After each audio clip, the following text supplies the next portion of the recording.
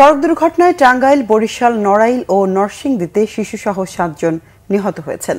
টাঙ্গাইলের কালিহাতীতে আলাদা সড়ক দুর্ঘটনায় নিহত হয়েছেন 3 জন।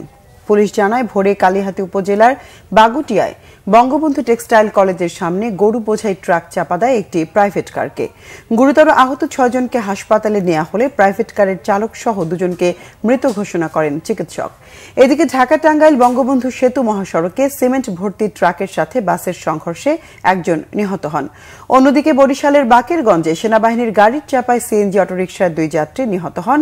এদের মধ্যে 1 জন শিশু। এ ঘটনায় আহত হয়েছেন 4 জন। এছাড়া নড়াইল ঢাকা মহাসড়কের হাওয়াই খালি ব্রিজের কাছে মোটরসাইকেল দুর্ঘটনায় 1 কিশোর নিহত হয়েছেন। নরসিংদীতে কাভার্ড ভ্যানের চাপায় 1 রিকশা আরোহী নিহত হয়েছেন। সদর উপজেলার 5 দোনায় এ দুর্ঘটনা হয়।